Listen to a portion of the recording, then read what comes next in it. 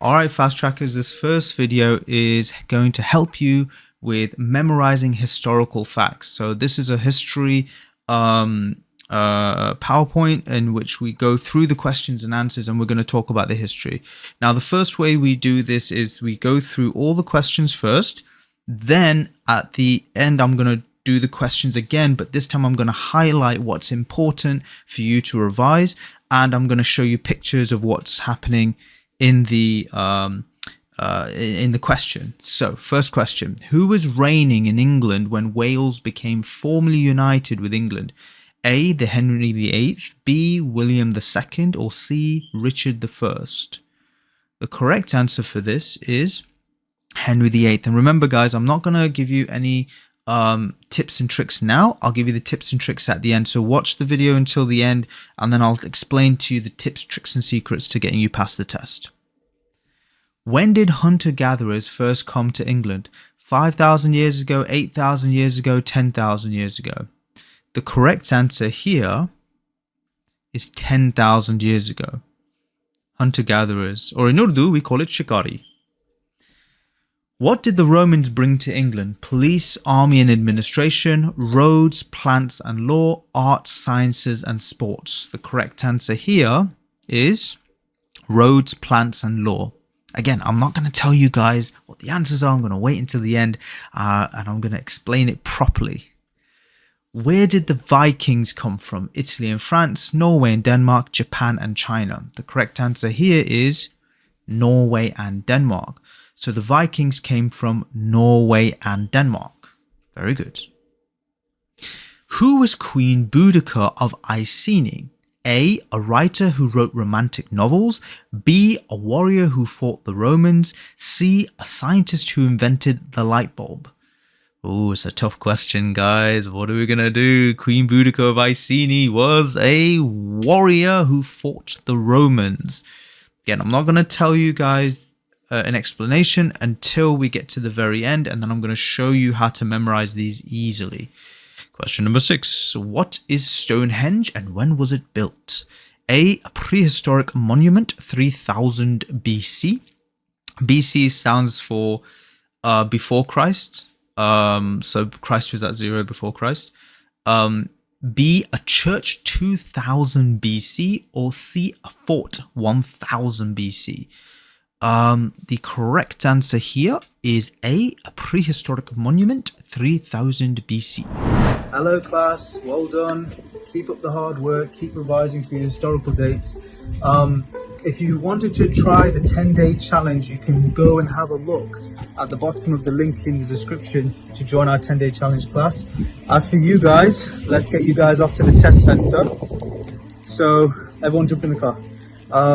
But if you're at home watching this video and you're going through the questions and answers, go and click the link down below and it gets an access to our 10-day challenge. You'll be able to do the questions and we can check your results. For these guys, we're going to get them all past the test today. For you, just keep revising until you feel confident. When you're confident, we'll let you go. So go to the link in the description below, click on it, and we'll get you in for the 10-day challenge, and then we'll check and assess you, see if you're ready for your test. Good luck, fast trackers, and we'll see you on the next one. Very good. Which group introduced Christianity to Britain? A, Americans, B, Romans, C, Vikings. The correct answer here is Romans. Now guys, if you're sitting at home and you're thinking, I'm not getting any of these correct, they're too hard, please don't worry. At the beginning, they are difficult, but at the end of the video, I'm going to show you the tricks to make them easy, and we're going to do these questions again at the end. So we're doing them once now, like the real exam, and once when you go into the test. The real exam, by the way, has 4 answers, 1 question, but I use 3 because I have a special technique to just focus on the answers that are coming in the test. So I'm going to explain the special technique to you at the end. Who were the Anglo-Saxons? A, a group that settled after the Romans. B, a group who migrated from Asia to Europe. C, the civilization before the War of the Roses. The correct answer here is a group that settled after the Romans. So the Anglo-Saxons were a group that settled after the Romans.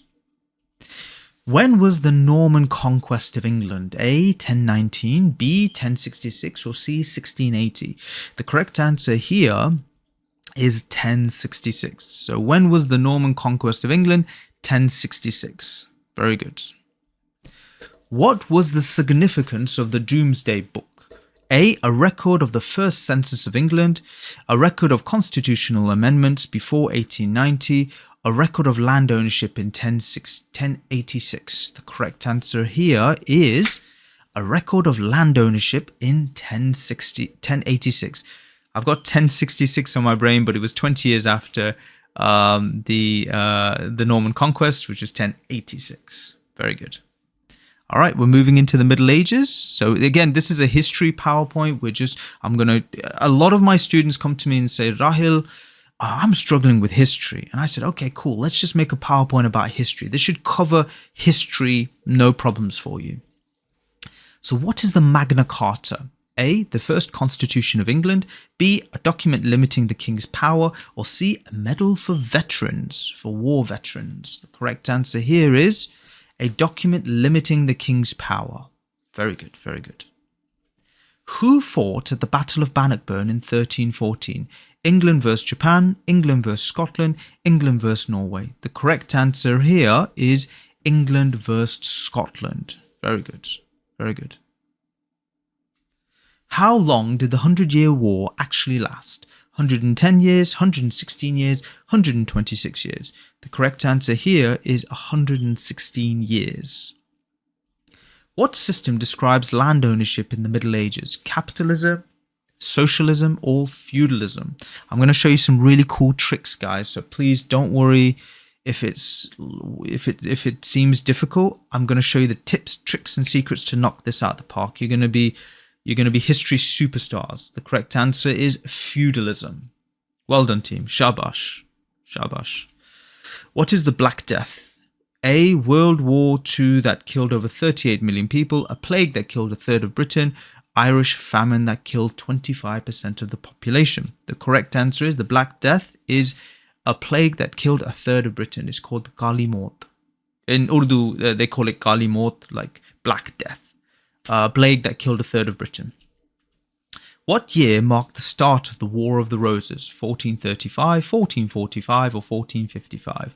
The correct answer here is 1455. And I've got something really cool to show you later. At the end of the video, when I'm doing these questions again for a second time, I'm going to show you how to memorize these. So you spend this much effort and you get this much gain out of the exam. Like, pass it straight away.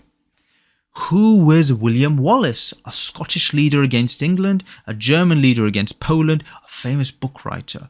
The correct answer here is a Scottish leader against England. So William Wallace was Scottish against England. I'll show you later. Don't worry, guys. I'm gonna teach you later. I'm just practice at the beginning. When did the Crusades begin? Earlier 11th century, middle 11th century, late 11th century. The correct answer is late 11th century. Very good. Wonderful. What is the Bayeux Tapestry? A depiction of the Norman conquest, a medieval manuscript on Viking invasions, stained glass windows from Bayeux Cathedral. The correct answer here is a depiction of the Norman conquest.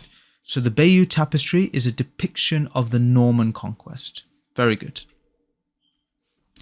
And who became king after the Norman conquest? Harold II, William the Conqueror, or Edward the Confessor? The correct answer here is William the Conqueror. Good, well done. I think we're nearly halfway through with the questions now. Let's keep going strong. Name King Henry VIII's children: Edward VI, Mary I, and Elizabeth I. James I, Mary I, and Elizabeth II, Edward VI, and the First and Elizabeth I. The correct answer here is Edward VI, Mary I, and Elizabeth I. Well done. Good job. What religion was Queen Mary I? Catholic, Protestant, or Anglican? The correct answer here is Catholic. Well done. Who sailed around the world in the Golden Hind? John Cabot, Sir Francis Drake, Christopher Columbus? The correct answer here is Sir Francis Drake. So who sailed around the world in the Golden Hind? Sir Francis Drake. Well done. What year was the Great Fire of London? 1555, 1666, or 1777? Correct answer here is 1666. And we've got a wicked really cool way of memorizing this, right? So just stick with us. I promise you, it's going to be really fun at the end. I'll get really excited by the ending parts of this because I get to teach and I get to explain things to you, and I get to be like, oh, teacher Rahul knows history, and I'm like, yeah, they taught it to us when we were at school. So if England is not your home country, yes, this is going to be difficult. But for people like ourselves who are British born, they taught us all of this history stuff at school. So it's like, yeah, we remember. We made like wall diagrams and put it up on the wall. And here's King Henry VIII. Here are his 6 wives. Here's the one he killed because he was an awful human being with deep depression and issues, daddy issues. I'm pretty sure he had daddy issues. Why else would he have one wife after another? He should have stuck to it, I think. Who designed St. Paul's Cathedral? Sir Christopher Wren, Christopher Columbus, or Henry VIII? The correct answer is Sir Christopher Wren. And I got a tip for you on the exam for this one. I'll tell you the tip at the end, how you memorize this. My students tell me, like, this is the type of question that comes up, so I'll tell you what it is. What was the gunpowder plot? A failed attempt to assassinate King Charles I, a plan to blow up the Houses of Parliament and assassinate King James I, a rebellion against Queen Elizabeth I. The correct answer is a plan to blow up the Houses of Parliament and assassinate King James I. Who was Queen Elizabeth I's famous naval commander? Sir Francis Drake, Sir John Hawkins, Sir Walter Raleigh. The correct answer here is Sir Francis Drake. Very good. Wonderful. When was the Spanish Armada defeated? 1492, 1588, or 1604? The correct answer here is 1588. I'm going to show you guys how to memorize this. Just stick with it. I know it's difficult, but keep going. Who was the first king, Stuart king of England? James I, Charles I, or Henry VIII? The correct answer here is James I. I'll show you pictures in a little while. What religious movement began during the Tudor period? The Great Schism, the Protestant Reformation, or the Enlightenment? The correct answer here is the Protestant Reformation. Very good. Wonderful. All right, we're in industrial era. This is basically when the British Empire was going through industrial revolution and started to take over large swaths of the world. And this tiny little island, conquered a whole third of the world. It has, this is the time. When were women given the right to vote at the same age as men? 1890, 1928, or 1950? Correct answer here is 1928. Very good, very good. What term describes the rapid development of industry in Britain in the 18th and 19th century? The Renaissance, the Industrial Revolution, or the Scientific Revolution? Correct answer here is the Industrial Revolution. So the rapid development of industry in Britain in the 18th and 19th century is the Industrial Revolution. Very good. What famous Victorian engineered the Great Western Railway? Thomas Telford, George Stephenson, Isambard Kingdom Brunel. The correct answer here is Isambard Kingdom Brunel. I'll give you a trick at the end on how to memorize this nicely. What did Florence Nightingale establish? A, the Red Cross, B, the first public health service, or C, modern nursing practices? Correct answer here is modern nursing practices. Where did many Irish emigrate to after the potato famine? France and Italy, England and America, Canada and China. Correct answer here is England and America. And I'll explain how that works. When was the steam engine first improved? 1600s, 1700s, 1800s. Correct answer here is 1700s. Very good. So the first steam engine was improved in the 1700s. I'll cover when it was created in just a second. The first engine.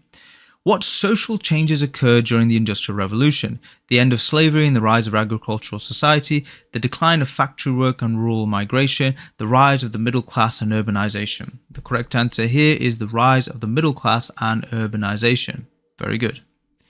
When was the first railway system built? 1600s, 1700s, 1800s. The correct answer here is 1800s. Very good. What year marked the opening of the Great Exhibition? 1837, 1851, or 1871? Correct answer here is 1851. Good job. Well done.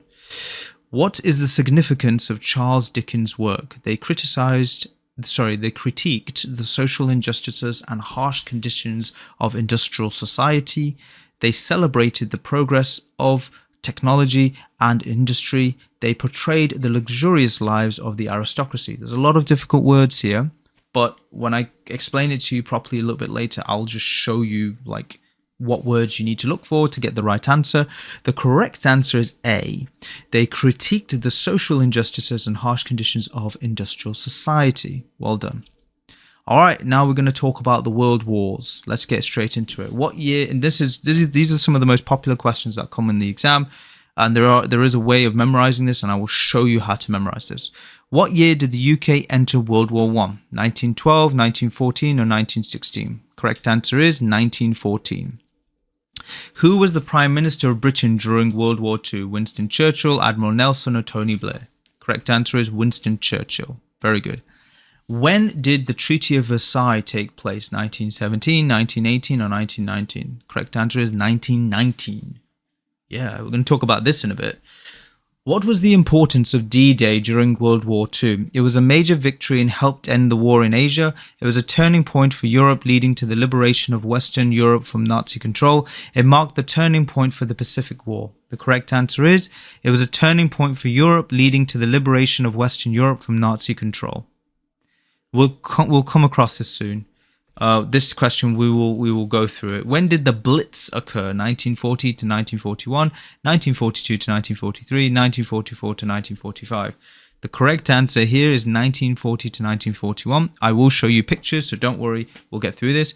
What year marked the Battle of Britain? 1940, 1941, 1942. Correct answer is 1940.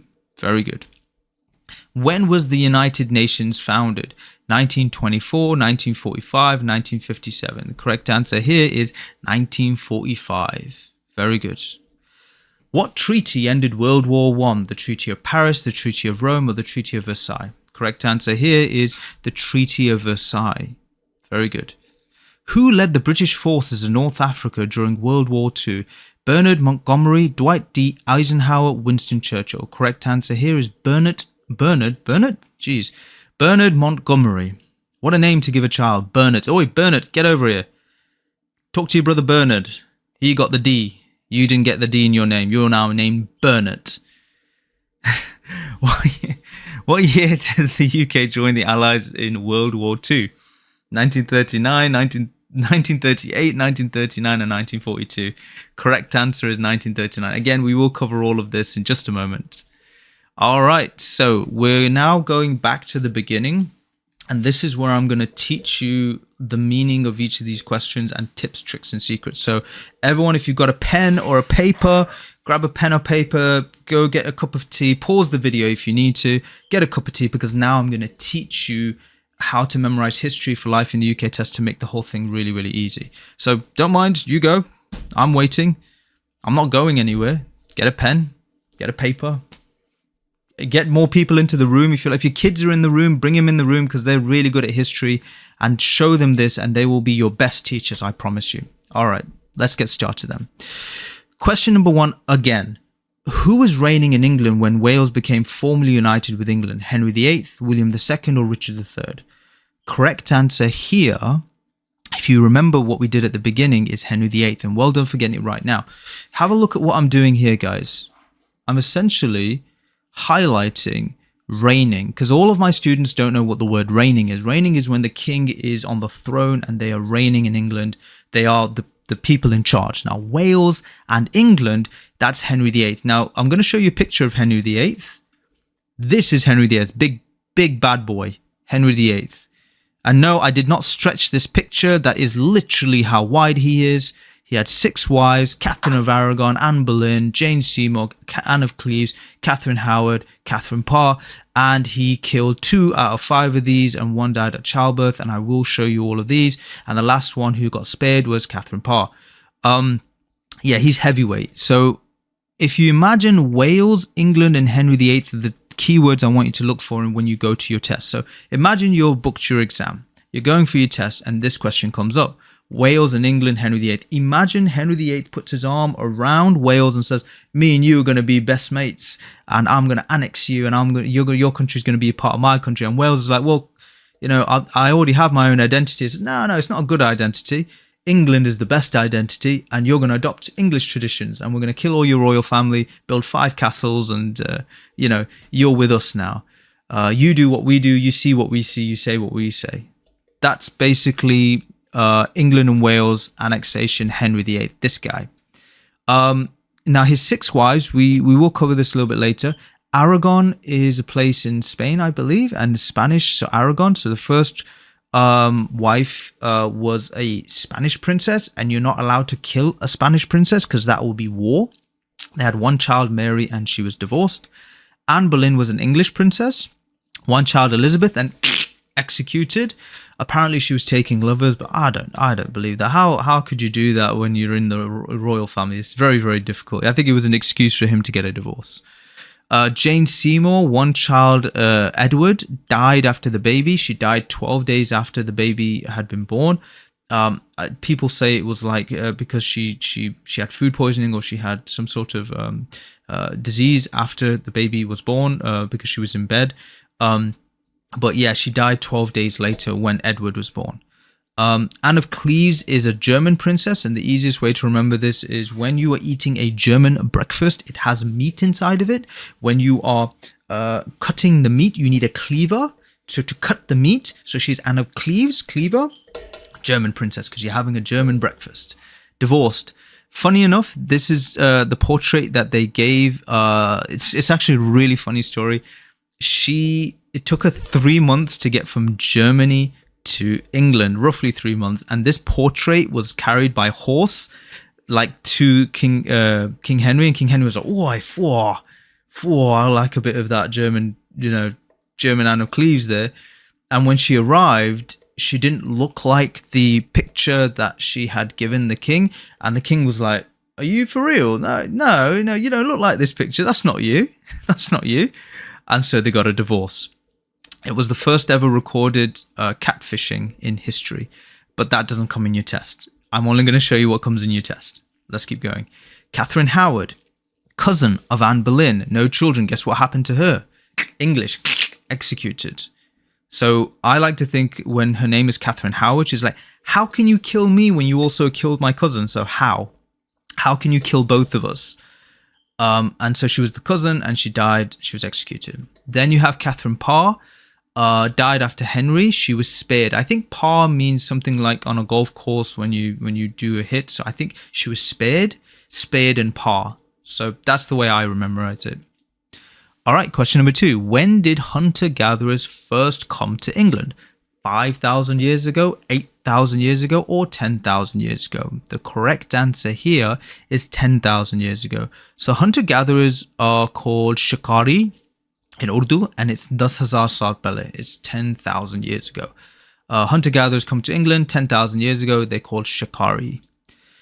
10,000 years ago, hunter-gatherers in the Stone Age. This was the Stone Age. Looks like a good time for all. What did the Romans bring to England? Police, army and administration, roads, plants and law, art, science and sports. So the correct answer, if you remember from before, is B, roads, plants and law. Now, easiest way to remember this is all roads lead to Rome. All roads lead to Rome. Okay, I want you guys at home to say it with me. All roads lead to Rome. All roads lead to Rome. So if you get this type of question where in the answer it says Romans and roads, then all roads lead to Rome. Okay, cool? You groovy? Let's keep going. So these are the roads, the plants, and the structure of law. Italy, Rome is like, I think like here somewhere. Yeah. So this is Italy. And Britain, they took over, but they never went past Hadrian's Wall because the Scottish are crazy. And that's just literally it. They cannot defeat the Scottish, and they can't get into that part. But all the roads in the Roman Empire lead back to Rome. So they brought the roads, the new plants and animals, and a structure of law, which is still adopted today, which is the process of precedence. If you guys have anything you want to add to that, leave it in the comments below or send me a message privately. I'd love to learn more and we can tell our students more. Let's keep going. AD 43, the Romans came to England. They originally came in 55 BC with Julius Caesar, but he did not conquer. They came back 100 years later in AD 43. AD means Anno Domini, and BC means before Christ, or as one of my students likes to put it, AD is after the delivery of the baby of Christ, and BC is before Christ. So that's a funny way of remembering it, I think. Queen Boudica of Iceni defeated the Romans, was defeated by the Romans, and her statue is on Westminster Bridge. She defended against the Romans, and the best way to remember this is when you see Boudica, you see the Romans, Boudica, and the Romans. They are the two answers are linked together. So Boudica and Romans, the two answers are always linked. Hadrian's Wall. This is Emperor Hadrian. He built the wall in the north of England to keep out the Picts. Who were the Picts? The Picts were the ancestors of the Scottish people. And this is Hadrian's Wall in the north of England to keep out the Scottish, for good reason as well, because the Scottish are crazy and we do need to, keep them out. Although to be fair, all my family are in Scotland. So if you guys are watching this and you're worried that I'm calling you crazy, too right, you are. You are Scottish and you will remain in Scotland. Point is though, Hadrian's Wall was built, and then the Picts were the ancestors of the Scottish, and they couldn't. When the Romans left, they left all of these fortifications behind. Don't worry about this one, Antonian Wall. Forget about that. That doesn't come in your test, but this one does. So if you get this question in your test, where is Hadrian's Wall? Who did it keep it? Who were the people it kept out? It was the Picts, the Scottish, and the Romans built it. Well done, team. Good job. Let's keep going. Where did the Vikings come from? Italy and France, Norway and Denmark, or Japan and China? The Vikings came from Norway and Denmark. It's pretty much the only time you're going to see Norway and Denmark with a question with Vikings. So this keyword, Norway, Denmark, Vikings, always pick the answer like this. Connect the keywords like this. So I don't want you reading all the question. If your English is not strong, I don't want you to. We have courses to help you learn English. There's some free courses coming out this year because it's our 12-year anniversary. You can go on the free courses for pre-entry English once it's released. But right now we're trying to get you British. So I just want you to use the keywords Vikings, Norway, and Denmark. If you're interested in the free courses, it'll be on our website. We have it on one of the pages, and it will be released, and you guys can download it and attend it, and it'll be really good fun. These are the Vikings. They arrived in 789 AD. And just for perspective, this is a seagull, and this is how big the wings are. And this is one of the Viking leaders. This is also how big his head is. And these are the smaller Vikings as well. They came to loot, pillage, and sell people into slavery. But they were also very well groomed. And so they integrated into British society over 100 years. They were from Norway and Denmark. Now, Norway and Denmark is like the worst place to grow things. That's the problem. You can't grow things here because of the weather is so cold. So they moved down to get farmland where they could grow things and have their family on there. And so King Alfred the Great in 878 pushed back the Vikings, and when he pushed them back, he said, "Hey guys, you can stay if you act like Bandar de Putter," which is in Urdu meaning the children of men. If you behave yourself, basically. If you behave yourself, you can stay here and farm the land and we'll give you land. But you can't fight with us. You can integrate into our society. And so his great-great-grandchildren gave him the name the Great because he was peaceful. He said, you can stay. We'll cover a little bit more on this person a little bit later, but what is in the exam is just this. But I hope the story helps you understand who these people were. The Vikings were from Norway and Denmark. To be fair, there's still Vikings in Norway and Denmark. They just sit on computers rather than Viking boats, but they're very polite. Who was Queen Boudica of Iceni? A writer who wrote romantic novels, a warrior who fought the Romans, a scientist who invented the light bulb. So again, we spoke about this before with Queen Boudica of Iceni. She's a warrior who fought the Romans. A warrior who fought the Romans. So Queen Boudica of Iceni was a warrior who fought the Romans. Very good, very good. So that's the best way to make that connection. So here's Queen Boudica of the Iceni. She's from East England, defended against the Romans, and she fought against the Romans.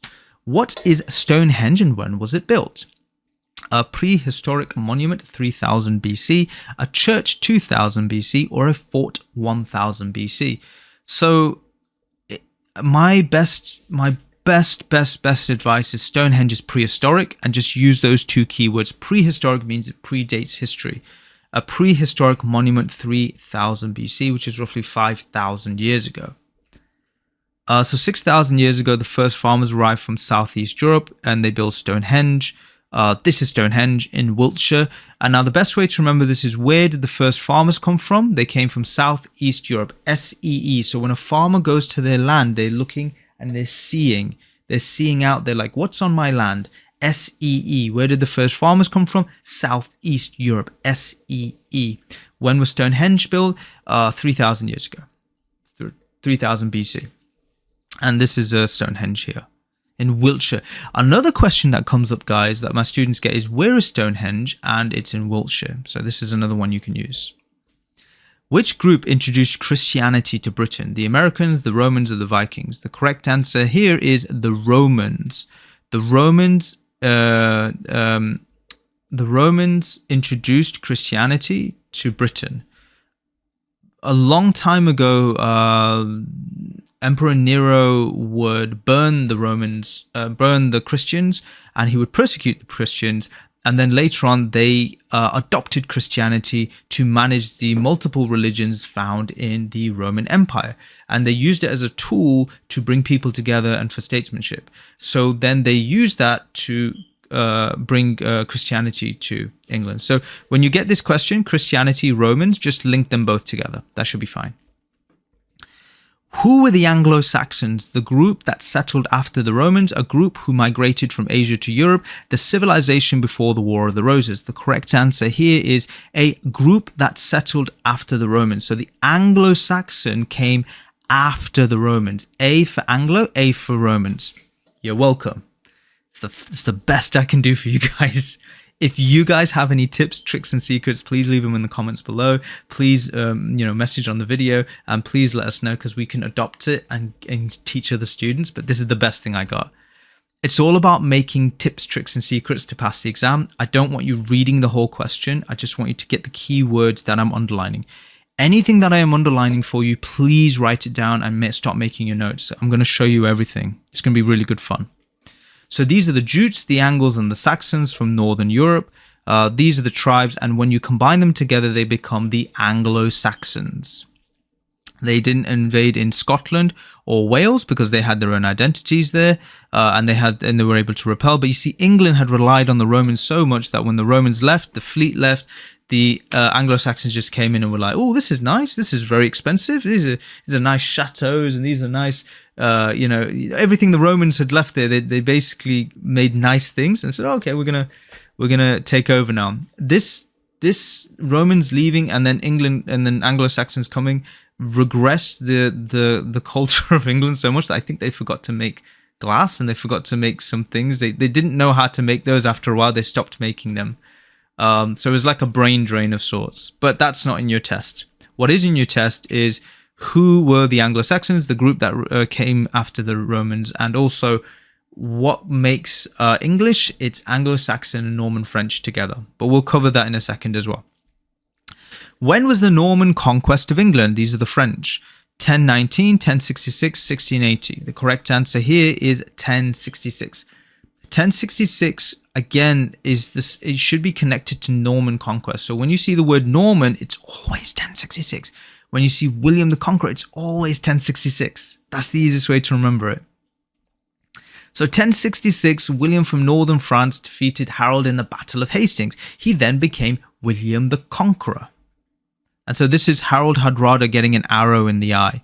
And this guy is just like, oh, the king's got an arrow in his eye. And this guy's like, oh no, the king's got an arrow in his eye. And then Harold Hardrada's like, oh no, I've got an arrow in my eye. And nobody else has noticed. So this is how William the Conqueror defeated England. Then afterwards, there were changes in government and social structures. So there's the Doomsday Book and the Bayeux Tapestry. This is a curtain, basically, so like a large dupatta, like a large fabric that told the story of how the king became the king. Because when he went to become the king, it was a contentious claim to the throne based on what someone had told him, which was Harold, I think the previous king Oswald or something like that. I can't remember. But that's not in your test. What is in your test is what is the Bayeux Tapestry? It tells the story of the Battle of Hastings and when William Conqueror came during that time in the Middle Ages.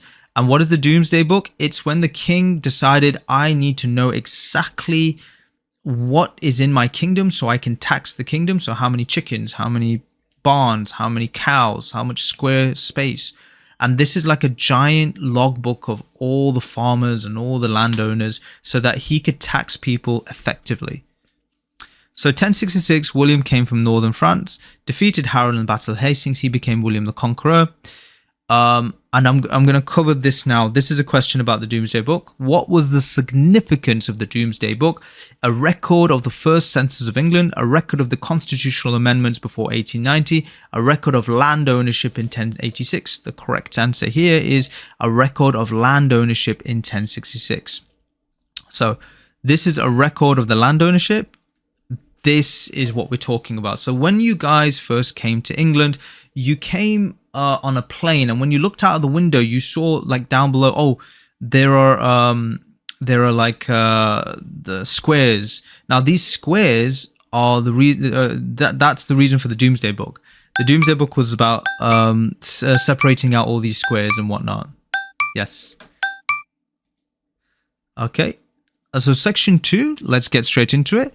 When was the Magna Carta, the first constitution of England, a document limiting the king's power, a medal for veterans? The correct answer here is a document limiting the king's power. So the Magna Carta is classed as the Great Charter, and it limited the king's power because he was saying, I'm the king, I can do whatever I want. And the nobles were like, no, you can't do whatever you like. You're not allowed to. So what is the Magna Carta, the first constitution of England, a document limiting the king's power, or a medal for veterans?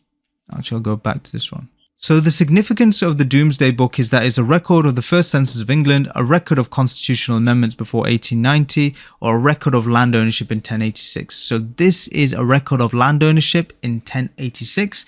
This is why the land in the countryside is split off into squares, because the Doomsday Book is separating each farmer's land for the cows to graze on. And so here you have a record of whose land is what, and it tells you how much money is going to be spent on each person's land, how much taxation is needed. Because England was conquered by France, and France just wanted to take the money from them so that they could spend it in their own government and their wars.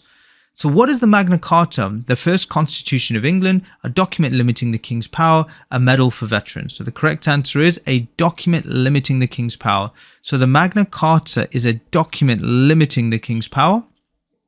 1215, King John signed the Magna Carta.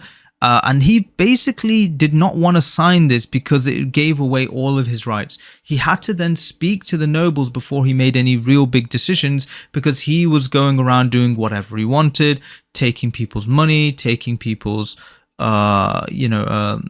taking people's liberty, their farms.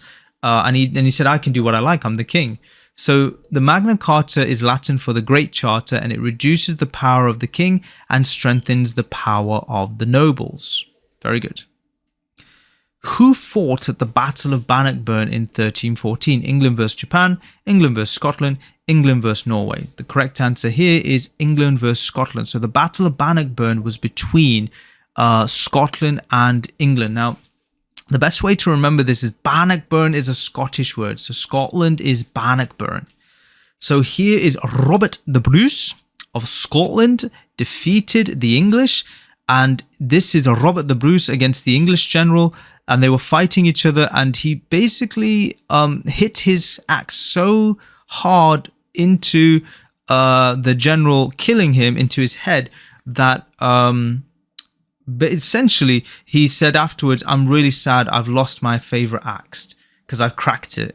But yeah, this is a story of the Battle of Bannockburn. You can look it up. But in the test, you just need to know who fought the Battle of Bannockburn in 1314, English versus the Scottish. How long did the 100 Years' War actually last? 110 years, 116 years, 126 years? Correct answer is 116 years. So the 100 Years' War actually lasted 116 years. The best way to remember this is that it's as close to 100 years as possible, but it's 116. What system describes land ownership in the Middle Ages? Capitalism, socialism, feudalism?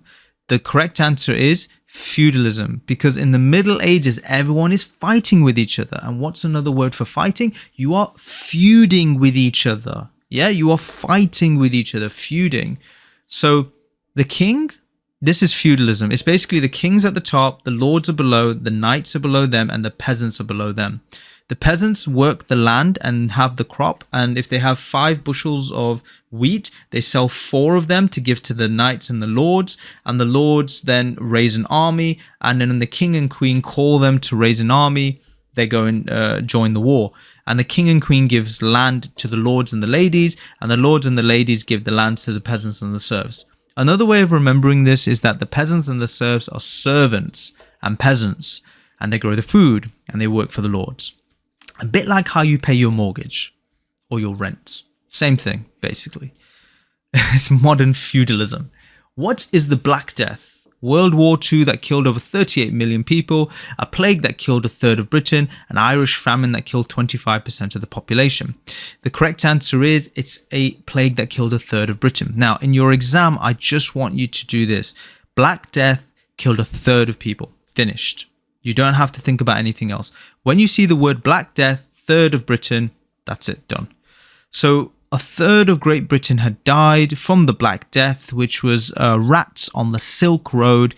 The way it kind of started was that it wasn't really the rats, it was the insects on the rats that carried the plague. There was a group of traders who brought these silks into England that were from the Silk Route, and then to dry it off because it was wet, they put all of the silk, they dried it off above fire. The insects fell into the fire, they died, and then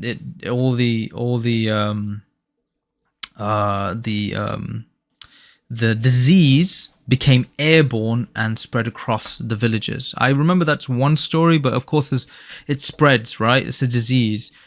Because of that, the landowners started dying and the serfs started dying. It killed people equally.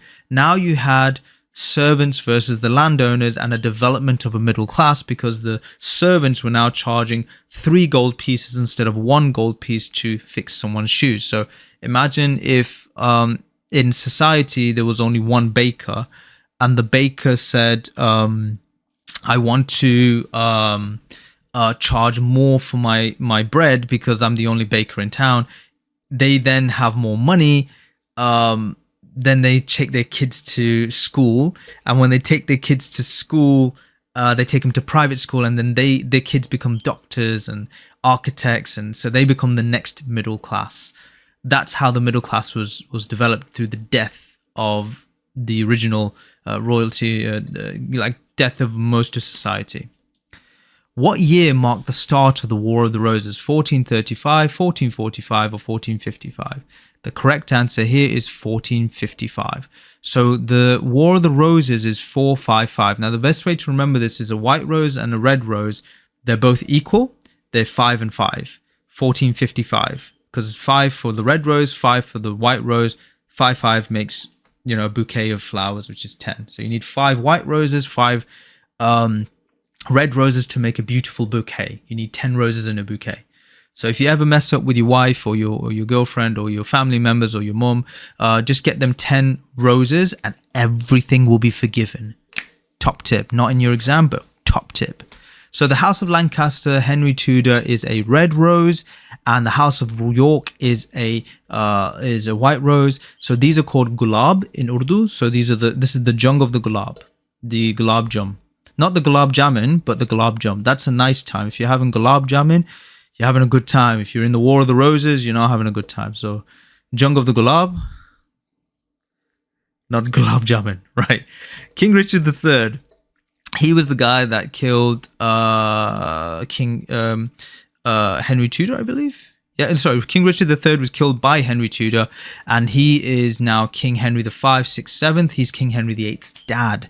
And then he married the person of the other family. I forget her name. Her name was some, and it does come in the test actually. Her name is some Elizabeth of York, I think her name was. Yeah, so he married Elizabeth of York and put the white rose inside the red rose and said, our families are now connected. And if you don't act proper, then I'm going to kill your family members. So the families joined together and the war stopped as a result. Good time for everyone. Who was William Wallace? A Scottish leader against the English or England, a German leader against Poland, or a famous book writer? The correct answer is he's a Scottish leader against the England. And his name was William Wallace. And it looks like that. It wasn't Mel Gibson. Mel Gibson's Australian. However, this on the right-hand side is an accurate picture of what William Wallace would have looked like. But if you do want to watch Braveheart, you can watch it, but it's not historically accurate. William Wallace fought against the English because the English was trying to encroach on Scotland.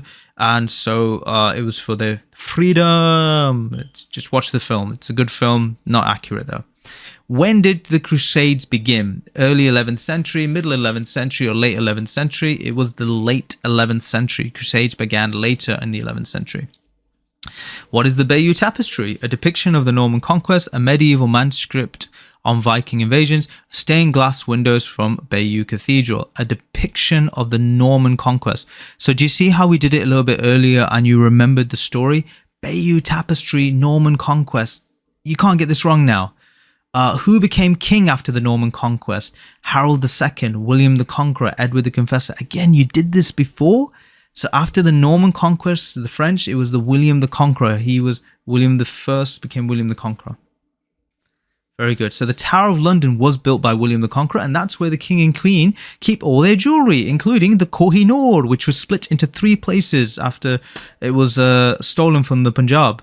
Yeah, we can cover all that, but that's not in the test as much. Right, we're on section 3. Let's keep going. Name King Henry VIII's children: Edward VI, Mary I, Elizabeth I, James I, Mary I, Elizabeth II, Edward VI, and the First Elizabeth I. The correct answer here is Edward, Mary, and Elizabeth. So King Henry VIII's children were Edward, Mary, and Elizabeth. Bloody Mary, Virgin Elizabeth, and Edward. And I'm going to show you how this works. Catherine of Aragon had one child named Mary. She was a Catholic. And the Catholic was called Bloody Mary because under her rule she prosecuted some Protestants to become Catholic. So this is the same as like Sunni and Shia, I guess. But so Bloody Mary was a Catholic. This is the easiest way to remember it, like her mum. Elizabeth's mum was Anne Boleyn. She was executed, and she was called the Virgin Queen because she didn't have any children.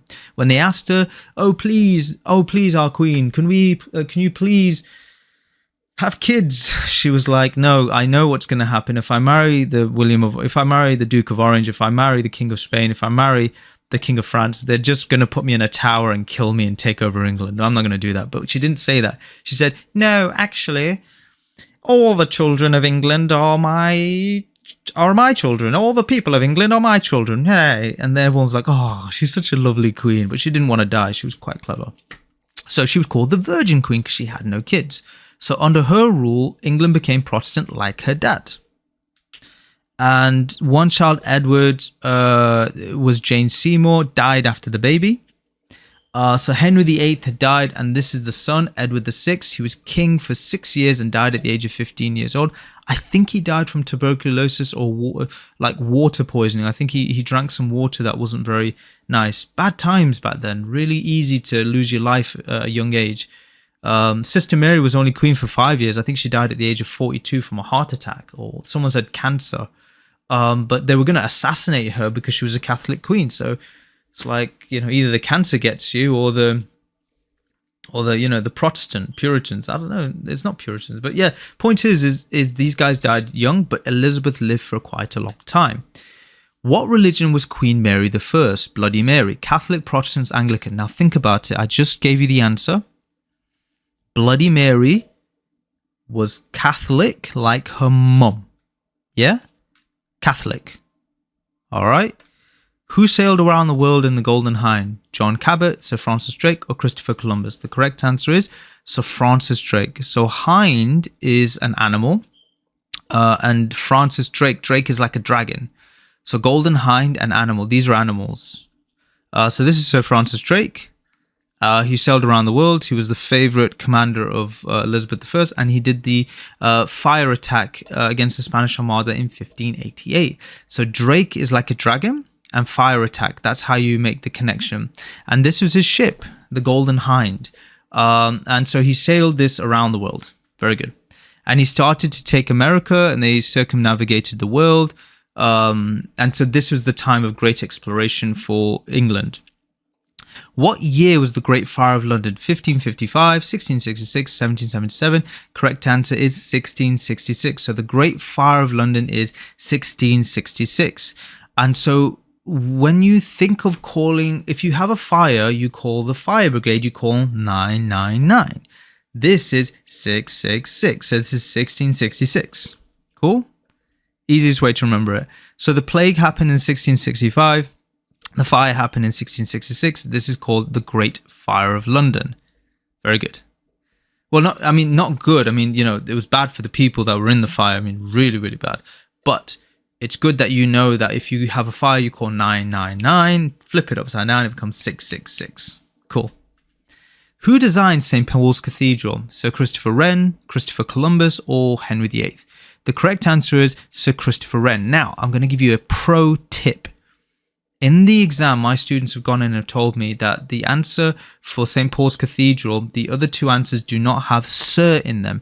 The correct answer is Sir Christopher Wren. So if you can't remember the name of the person, just find the one that says Sir, and that's how you get the right answer. St. Paul's Cathedral was destroyed in the Great Fire of London. You can actually see it in the background here. St. Paul's Cathedral is burning. They rebuilt it, and this is St. Paul's Cathedral here. This is Christopher Wren. And yeah, he was the one who built it. Just look for Sir. Everything else you don't need to worry about. Just look for Sir. What was the gunpowder plot? A failed attempt to assassinate King Charles I, a plan to blow up the Houses of Parliament and assassinate King James I, a rebellion against Queen Elizabeth I. The correct answer is a plan to blow up the Houses of Parliament and assassinate King James I. So the gunpowder plot was a plan to blow up the Houses of Parliament, assassinating King James I. That's correct. Who was Queen Elizabeth I's famous naval commander? Sir Francis Drake, Sir John Hawkins, Sir Walter Raleigh. The correct answer is Sir Francis Drake. He was the one that was favoured by Elizabeth I. And I think Sir Francis Drake died of dysentery in St. Helena, I think. But yeah, that's a really bad way to go. If you check up dysentery, it's basically pooing yourself to death. Horrible stuff. However, he was the favourite of Queen Elizabeth I. When was the Spanish Armada defeated? 1492, 1588, 1604. By the way, that pooing yourself to death is not on the exam. Please don't write it down. Don't use that in your test. Don't memorize that. It's not going to come in your test. They don't ask you how he died. They only ask you how he lived. When was the Spanish Armada defeated? 1492, 1588, 1604. It was 1588 by the tactic that Sir Francis Drake made, which was a fire tactic. Who was the first Stuart King of England? James I, Charles I, or Henry VIII? The correct answer is James I. Now, an easy way to remember this is James VI of Scotland, when his mum died, who was Mary Queen of Scots, executed, not died, someone chopped off her head. She was prisoner for 20 years and then they chopped off her head. So when they're the first Stuart King of England, James VI of Scotland became James I of England, Wales and Northern Ireland.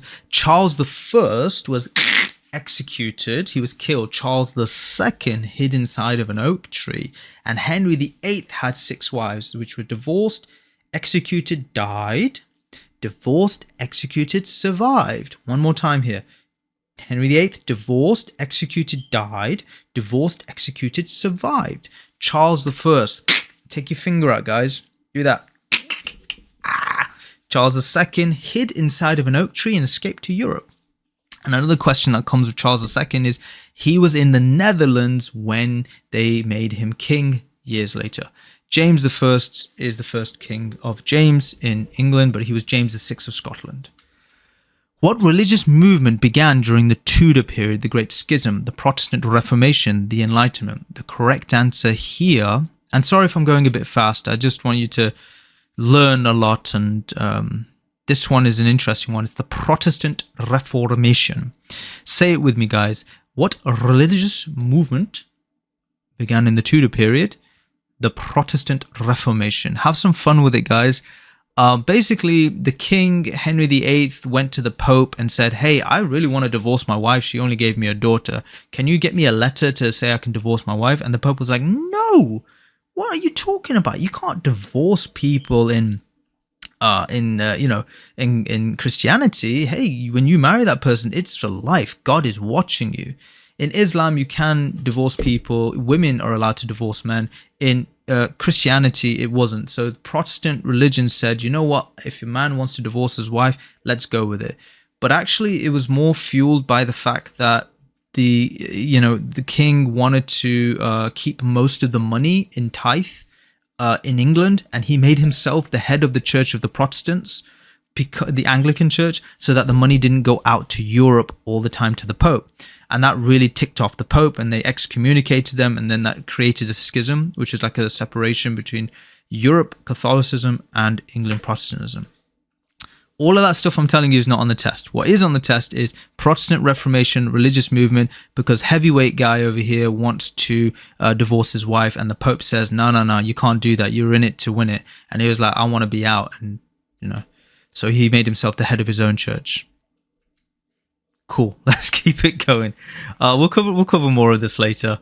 When were women given the right to vote at the same age as men? 1890, 1928, or 1950? Correct answer is 1928. So women were given the right to vote at the same age as men in 1928. Very good.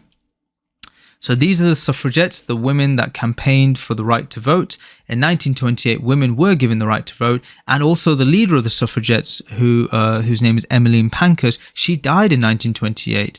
And another question is, when did women first get the vote? It was 1918 after World War I. Reasons being is that they spent a lot of time in the factories making bullets and guns and munitions, and their skin turned yellow. It was in recognition of their contribution and the fact that all the men died. So for you guys, for all the women listening at home, if you ever want any rights, or you feel like, that you're not getting as many rights, all you have to do is kill all the men, and then you will literally become, you will get more rights because there are no more men. And in fact, that's not on the test as such, but that's kind of what happened. All the debt, the property, the inheritance could not go to the brothers, the sons, and the nephews and the fathers because they had died in war. Therefore, it had to go to women, who were the next of kin. However, women weren't allowed to vote, so they're like, well, how do we do this? Well, give them the vote. They've been campaigning for it pre-war. Let's give them the vote.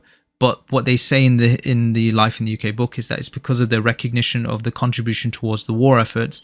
Historically speaking, there were no men left. Therefore, women had to get the vote for society to continue moving.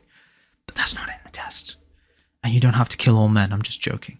What term describes the rapid development of industry in Britain in the 18th and 19th centuries? The Renaissance, the Industrial Revolution, the Scientific Revolution. The correct answer here is the Industrial Revolution. And the best way to remember this, guys, and this is what you can write a note for. Get your pen out and write this. Industry, industrial, finished. You don't even have to read the question. If it says industry in Britain, rapid, yeah, the Industrial Revolution, wicked. Get your 18 out of 24 and go become British and go on holiday. The Industrial Revolution, before the 18th century, agricultural farming built machines, built factories, needed coal, and now many worked in industry or mining. This is called urbanization, in which people from the countryside went to the city to work and earn money. This became quite a problem for the British Army because the average height of soldiers had decreased because of the pollution increasing in the cities. So they wanted to recruit more soldiers from the countryside because they were naturally taller. And you'll see this in Australia, the colonies where they had really strong like tall people, healthy people, because there was good weather, good food, bad colonialism. So the carding machine made textiles, and this is Sir Richard Arkwright's textiles, and this is probably the reason why India's GDP got demolished, because this was a machine that did the work of like 3 to 5 or even 11 people's jobs in India. It basically made fabrics, curtains, wallpaper, anything that you need, but it's a machine and it's powered by steamwork. So it wasn't something that could be done by hand, and it was something that someone who had very little training could operate. So the canals were built by the Dutch. They brought the Dutch over for the canals, and the water went into the factories, and the things that they needed went into the factories through these canals. So every single city that you guys visit will have a canal street because of the Industrial Revolution. The UK produced more than half of the following: iron, coal, and cotton cloth, which is easy to see why it became the British Empire, because of the production of the Industrial Revolution. What famous Victorian engineered the Great Western Railway? Thomas Telford, George Stephenson, Isambard Kingdom Brunel. The correct answer is Isambard Kingdom Brunel. So the famous Victorian engineered the Great Western Railway. It was King Isambard Kingdom Brunel. So the easiest way to remember this is Victorian Kingdom. Victorian Kingdom. This is Isambard Kingdom Brunel. He made tunnels, bridges, railways, ships. Is an engineer, and the Avon Gorge, the Clifton Suspension Bridge over the Avon Gorge, was made by him as well, and his team. What did Florence Nightingale establish? The Red Cross, the first public health service, modern nursing, or modern nursing practices? It was actually modern nursing practices. So Florence Nightingale established the nursing practices, such as bedside manner, staying clean, and not chopping people's arms off when they get a gunshot wound, instead cleaning it out. This is the practice during the Crimean War, where a majority of people died from injury rather than actually fighting in the battle. Like, they got like shot in the leg, and it's like, oh well, gangrene, you're dead, mate. Because there wasn't clean clothes, there wasn't doctors that were able to take care of them. They usually just got a bone saw, chopped off the leg, and so you saw a lot of people coming back from these wars without limbs, because there wasn't any proper medical practices other than chopping off the legs. There wasn't a lot of resources. So that's not going to be in your test. This is going to be in your test. Who is Florence Nightingale? She invented the School of Nurses and the founder of modern nursing, which is to keep people clean, keep them mentally healthy, keep them physically healthy, feed them, make sure you sit with them and talk to them and get them mentally healing as well as physically. A holistic approach to protecting people who are injured. Where did many Irish emigrate to after the potato famine?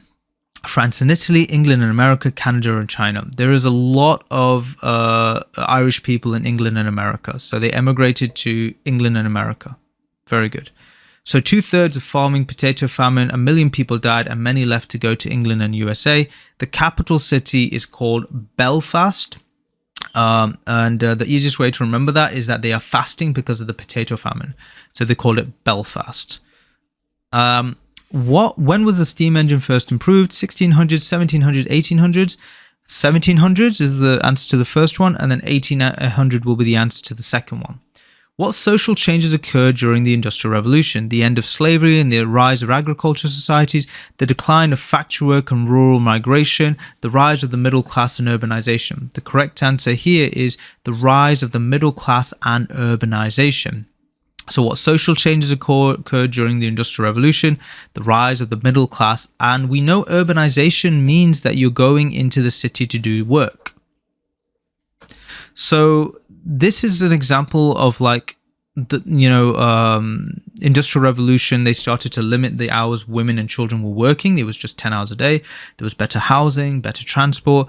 Why did they have that? Because all the money from the colonies was going back into the England, and that's why you will see in the water pumps buildings, in the municipal buildings in England, you will see that they're gold inlaid and beautiful, and khubsurat and very nice and matured, because they spent all the money from the colonies in the people, and so you'll start to see a little bit later in 1945 how the NHS was built. We'll get to that probably later. When was the first railway system built? 1600s, 1700s, or 1800s? Correct answer here is 1800s. Well done. 1813 was the first train from George and Robert Stephenson. 1814. Very good. What year marked the opening of the Great Exhibition? 1837, 1851, or 1871? The correct answer is 1851.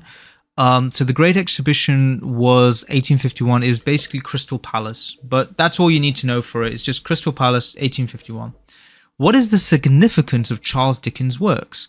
They critiqued the social injustices and harsh conditions of industrial society. They celebrated the progress of technology and industry. They portrayed the luxurious lives of the aristocracy. The correct answer here is they critiqued social injustices and harsh conditions of industrial society. So if you got kids, you might want to put on Oliver Twist, maybe to help them watch it.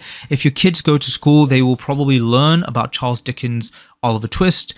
Oliver Twist is about a young orphan boy who has to learn how to make it in London by being a thief and a pickpocket, and there's a lot of social injustices from there. Well done. Let's go into world wars. What year did the UK enter World War I? 1912, 1914, 1916. The correct answer is 1914. So World War I lasted from 1914 to 1918 with the assassination of Archduke Franz Ferdinand. This is Archduke here being assassinated. This is the person who assassinated him. This is his wife. And then that kind of basically, I think it was a Serbian national who wanted to have his independence. And so you had the Allied powers, Britain, France, Russia, Germany, Japan. Britain, France, Russia, Japan, Belgium, Serbia, Greece, Italy, Romania, and the US versus Germany, the Austro-Hungarian Empire, the Ottoman Empire, and later Bulgaria. Millions of people were killed or wounded, including 2 million British people. So this is a map of how it kind of went. These are the central powers, and these are the Allied powers, and these are the neutral powers. And so it was a lot of saber rattling, and then a lot of starting of the war along Europe. It was very bad. So in 1913, the British government promised home rule to Ireland. The proposal was for Ireland to have its own parliament, but still be part of the UK. Because of the outbreak of World War I, the British government had to postpone the changes. In 1921, peace treaty was signed, and then they got their independence from home rule. So in 1922, Ireland became 2 countries, Northern Ireland under the UK, and the Irish Free State had its own government and became a republic in 1949. So this is not part of the United Kingdom. This is part of the United Kingdom. We will cover this a little bit later as well. In 1929, the world entered the Great Depression. UK suffered mass unemployment, and it was a time of cultural blossoming where everyone came together under the great pressure.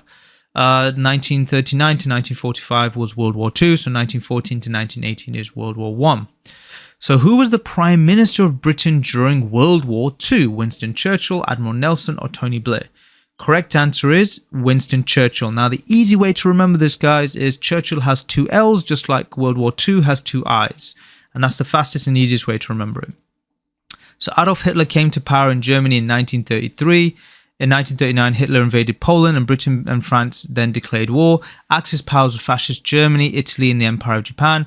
Allies were UK, France, Poland, Australia, New Zealand, Canada, and the Union of South Africa. So they're all here as well. So the best way to remember this is Churchill was the Prime Minister during World War II, but then lost the election in 1945 to the next Prime Minister, who was Clement Attlee, who was a peacetime Prime Minister. And in 1951, he came back. He won the second term because they were like, we need a wartime Prime Minister because look how the world is treating us. And in 2002, he was voted the greatest Briton of all time by the public. That's right. When did the Treaty of Versailles take place? This is after World War I. 1917, 1918, 1990. The correct answer is 1990. So the Treaty of Versailles took place in 1919. And that was after World War I had ended. And that was to write up who got what after the war. What was the importance of D-Day during World War II? It was a major victory that helped end the war in Asia. It was a turning point for Europe, leading to the liberalization of Western Europe from Nazi control. It marked the turning point for the Pacific War. The correct answer is it was a turning point for Europe, leading to the liberation of Western Europe from Nazi control. Very good. Excellent. So this is D-Day, when the forces landed in Normandy, the Allied forces, and then they just carried on going until they got to Berlin. So in 1945, the Allies defeated Germany, and this is called D-Day. So when did the Blitz occur? 1940 to 1941, 1942 to 1943, 1944 to 1945. The correct answer is 1940 to 1941. So the Blitz was the German Air Force able to continue bombing London and other British cities at night. It was a time where the Germans just kept flying over and dropping bombs. The Battle of Britain was fought in the skies, and BOB is bomb, and that's how you remember that. BOB, bomb, you throw it from the sky, and that's the Royal Air Force that fights that. So that's another way of remembering this next question. What year marked the Battle of Britain? 1940, 1941, or 1942? Correct answer here is 1940. So with this question, Battle of Britain was done in the sky. BOB, bombs are thrown from the sky, and this was in the summer of 1940. Very good. When was the United Nations founded? 1924, 1945, or 1957? The correct answer is 1945. Very good. 1945 to 1951, the Labour government, UK joined NATO, which was set up to resist the perceived threat of invasion. NATO is a North Atlantic Treaty Organization, and that was set up after World War II. So you can ask, like, when did UK join NATO? That's the question. It joined in 1945. What treaty ended World War I? The Treaty of Paris, the Treaty of Rome, or the Treaty of Versailles? The correct answer is the Treaty of Versailles. Because when that happened, they started putting limitations on Germany, and then Germany got really angry and said, you know what, you put so many limitations on us, we can't survive, you're choking us. And then it led to World War II. So Edward Lutyens created the cenotaph in Whitehall, and this was Remembrance Day on the 11th of November every year. They remember the people who died in the war. Who led the British forces in North Africa during World War II? Bernard Montgomery, Dwight D. Eisenhower, or Winston Churchill? The correct answer is Bernard Montgomery. What year did the UK join the Allies in World War II? 1938, 1939, or 1942? The correct answer here is 1939. So it's from 1939 to 1945. And this is Adolf Hitler. He invaded Poland, and that's a question you test. Who did he invade Poland, and how did the war start? It started invading Poland in 1939. So here, World War I lasted from 1914 to 1918, and World War II lasted from 1939 to 1945. Very good, guys. All right. Fantastic. Very good. I'm very, very happy, guys. All right, fast trackers, well done. I'm very impressed, and I'm very, very happy for you.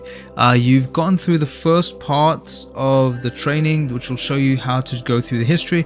In the second part, we'll do society. We'll keep going through everything until you feel comfortable. If you feel comfortable, you feel positive. If you feel positive, you're going to go for this test and you're going to do an excellent job. So don't let this exam get under your skin. Don't be stressed. Share this video with friends and family and anyone else that you think is suffering from passing the exam. Share it with everyone so that we can help people pass more easily. And we'll see you guys on the next video for the Life in the UK test training. My name is Rahul Ghazni, Director of Fast Track Training, and we'll see you on the next one. Thank you and take care.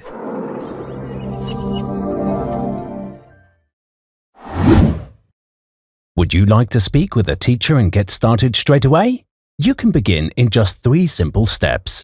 Step 1. Visit our website by clicking the link below. Step 2. Fill out our inquiry form with your details, and we will contact you back shortly. If you would like to speak with us straight away, then click the WhatsApp Now button and message us today. Step 3. If you are ready to start learning, then click on the course you would like. Once you have filled in your payment details, click Purchase and you will have access to your course. And remember, you don't have to pay all at once. You can pay in 2 or 3 small parts if you want. You can use Klarna or ClearPay to do this. To use Klarna for your purchase, just follow these simple steps. 1. Click on the course you want to buy. 2. At checkout, select the Klarna payment option. 3. Fill in your contact information. Click Pay. 5. Choose whether you'd like to split your payment into 2 or 3 parts. Click Continue. 7. Enter your card information. 8. Click Add Card to confirm. Your payment with Klarna is now complete. Klarna will remind you when it's time to pay the next installment. To use ClearPay for your purchase, just follow these simple steps. 1. Click on the course you'd like to purchase. 2. Find the ClearPay box and click Learn More. Read the details carefully. ClearPay splits your total into 4 equal payments. 3. Enter your basic information to continue. 4. Provide any required details to create your ClearPay account. Click Continue. 6. Provide any required details to create your ClearPay account. 7. Click Continue once again. You're all set with ClearPay. Enter your card information. Pay one part now and the remaining every 2 weeks. It's that easy. A teacher will contact you back within 24 hours to speak with you about your training. It's as simple as that.